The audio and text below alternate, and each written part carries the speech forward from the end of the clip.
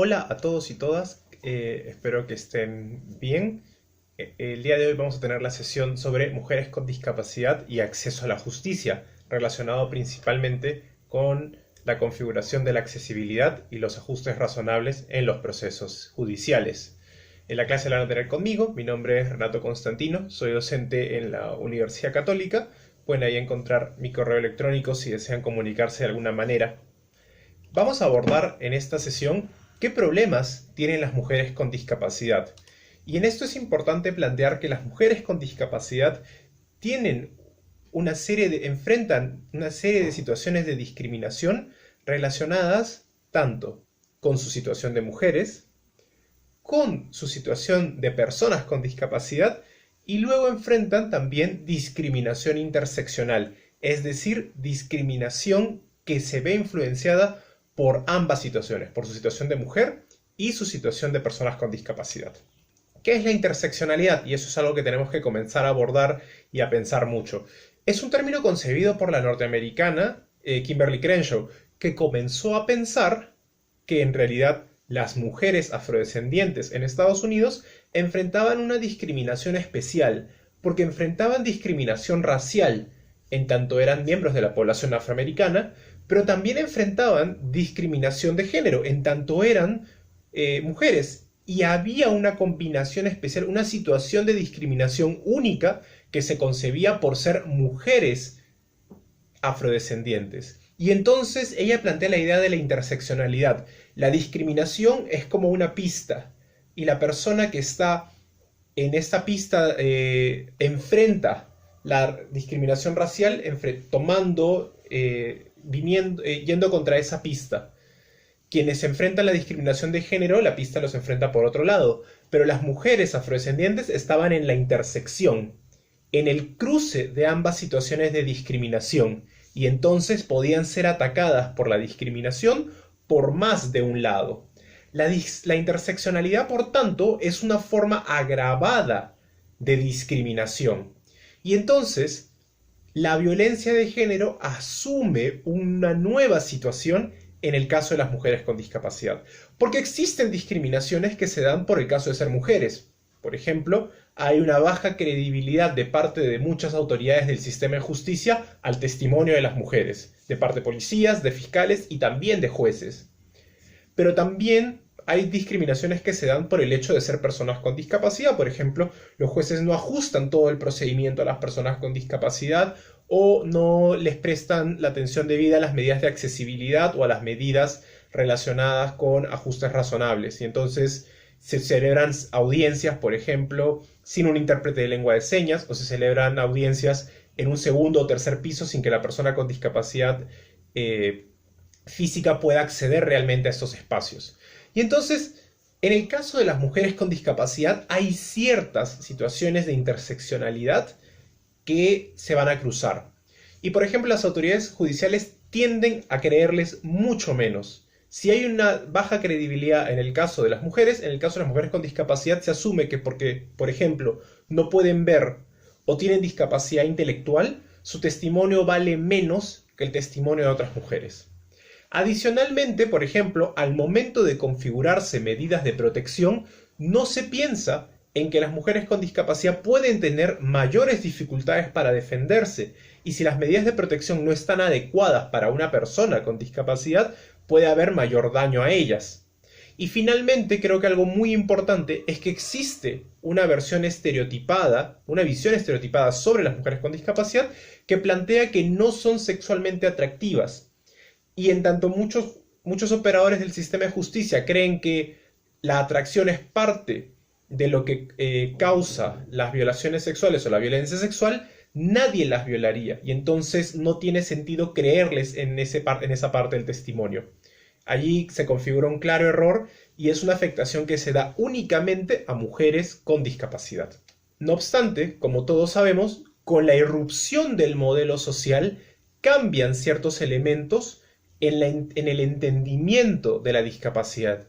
La discapacidad en ese caso va a surgir de la interacción entre la deficiencia y la barrera, y el rol de los operadores jurídicos no va a estar, por ejemplo, en eliminación de la deficiencia, sino más bien va a estar en la eliminación de la barrera. El trabajo que vamos a tener los operadores jurídicos va a tener que ver principalmente con desmantelar las barreras físicas, arquitectónicas, sociales o jurídicas que impiden que las personas con discapacidad estén en igualdad de condiciones. ¿Qué debe cambiar en el derecho? De acuerdo a los principios que tenemos en los derechos humanos, tendremos que buscar medidas que favorezcan la autonomía, la libertad, la igualdad de personas con discapacidad y la solidaridad hacia personas con discapacidad. Creo que estas medidas son particularmente importantes y tienen que tenerse en cuenta. De manera sencilla, podemos pensar que las personas con discapacidad requieren 3 elementos claves: accesibilidad, ajustes razonables y reconocimiento de la capacidad jurídica. El elemento del reconocimiento de la capacidad jurídica lo vamos a ver en otro módulo, y en este módulo en particular nos vamos a enfocar en la accesibilidad y los ajustes razonables.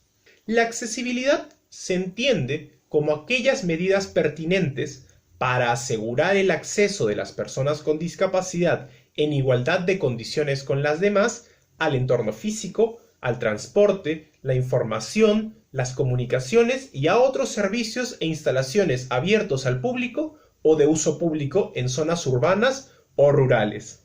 Esto está consagrado en el artículo 9 de la Convención sobre Derechos de Personas con Discapacidad y también en el artículo 15 de la Ley General de la Persona con Discapacidad en Perú. Es importante notar que es una condición previa para el ejercicio de derechos. Se requiere pensar la accesibilidad para que la persona pueda ejercer fácilmente sus derechos. Y entonces tenemos que pensar en estos casos en cómo está configurado todo el sistema de justicia. ¿De qué manera una mujer con discapacidad accede, por ejemplo, a un centro de emergencia mujer? ¿Están en lugares accesibles o no? En algunas comisarías, por ejemplo, los centros de emergencia mujer se ubican en los segundos pisos de la comisaría. Y entonces para una mujer con discapacidad no es fácil acceder a ellos.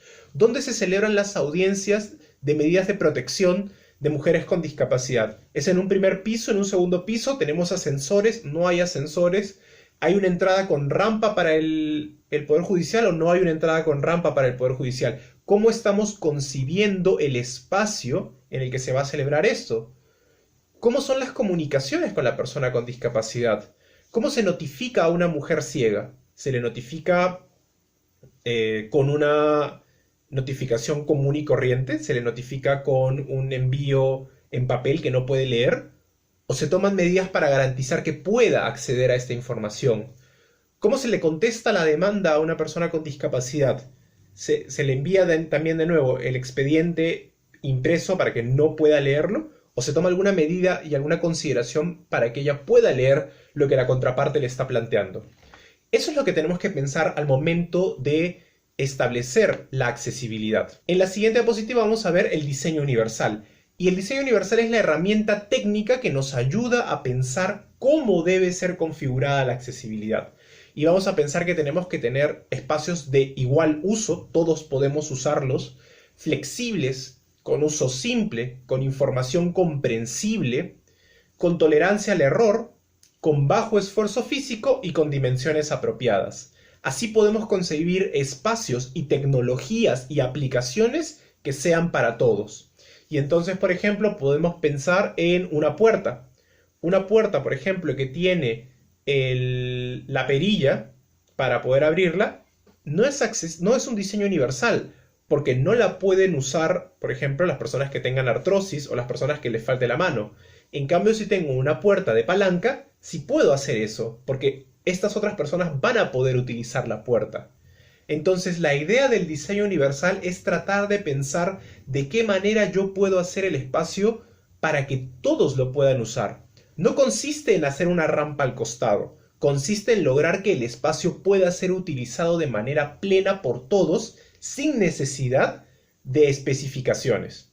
Y de hecho ustedes sabrán que cuando se pone una rampa usualmente todo el mundo la usa porque es más cómodo usar rampas que usar escaleras. Entonces tengamos eso en cuenta cuando diseñemos ya no solamente los edificios, sino en general cualquier proceso o procedimiento. En la siguiente diapositiva vamos a plantear qué son los ajustes razonables.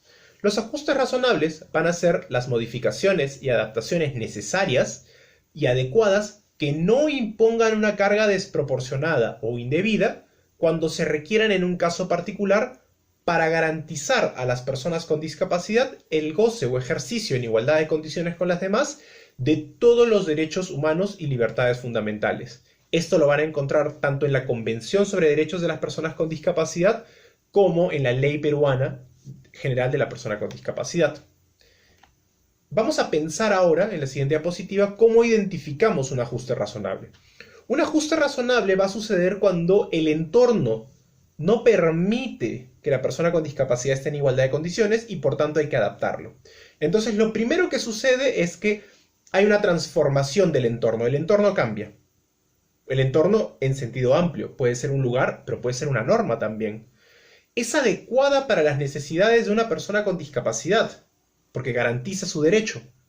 Es necesaria, porque las obligaciones generales con respecto a la discapacidad no son suficientes. Y finalmente están dirigidas a asegurar los derechos de la persona con discapacidad. Entonces, por ejemplo, hacer un ajuste con respecto a la cámara Gesell para que una persona con discapacidad intelectual pueda pasar la cámara Gesell acompañada, a pesar de que el protocolo inicialmente no lo indica así, podría entenderse como una medida de ajuste razonable, porque es una transformación del entorno, de la directiva de ajuste razonable, que es adecuada para la necesidad de la persona con discapacidad, porque la persona con discapacidad enfrenta una situación de estrés particular que no le permite, por ejemplo, comunicarse con extraños en una primera entrevista. Y entonces la única manera de que esta persona brinde su testimonio y este testimonio sea útil para generar un cambio es que ella pueda testificar con alguien, aunque la directiva no lo permite en principio. Es necesaria porque la norma general no garantiza su derecho y está dirigida a asegurar el derecho de la persona con discapacidad. Entonces, en ese caso, tenemos un ajuste razonable. ¿Cómo lo reconozco? Allí vamos a ver en la siguiente diapositiva que el ajuste razonable implica una modificación del entorno de manera general, pero beneficia a una persona con discapacidad y usualmente se realiza de manera posterior, mientras que la accesibilidad y el diseño universal tienen alcances más generales. Esa es la diferencia principal y están pensadas desde el inicio, no hacia el final. Justamente cuando la accesibilidad o el diseño universal fallan, es que aplica usualmente los ajustes razonables. En la siguiente diapositiva vamos a ver cómo la carga excesiva tiene un rol. Porque yo tengo que ver si es que acaso estoy poniendo demasiado peso en la persona que tiene que proveer el derecho. Ahora, ¿qué valores debo reconocer acá? Pues hay varios. El dinero es un factor.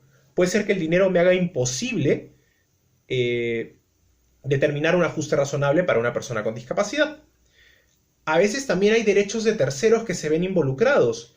Un tercero podría decir que hay una afectación a su derecho a defensa al brindar un ajuste razonable. Podría decirlo, y de hecho podría haber una afectación, pero lo que hay que entender es que haya una afectación no significa que haya una violación del derecho. Eso creo que tendría que quedar bastante claro.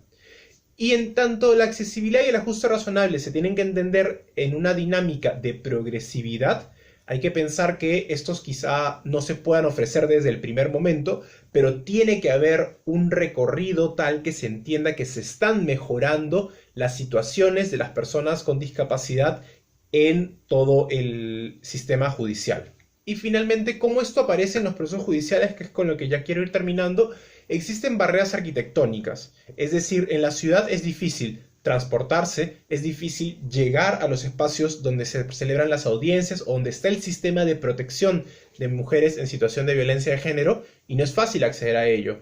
En ocasiones va a ser difícil también comunicarlo. No hay accesibilidad para expresar deseos, necesidades y preferencias.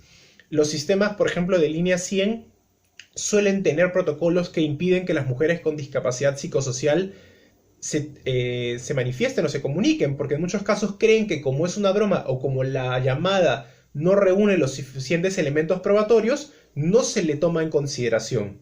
Entonces, eso también hay que tener en cuenta. Y finalmente hay barreras actitudinales, hay barreras legales, algunos de los impedimentos están consagrados en normas, hay sentencias judiciales que expresan prejuicios hacia las mujeres con discapacidad y hay una ausencia de personal entrenado y capacitado para atender las necesidades y derechos de personas con discapacidad. Esto es todo lo que yo quería mencionar el día de hoy. Les agradezco la atención y espero que sea de utilidad y podamos seguir compartiendo.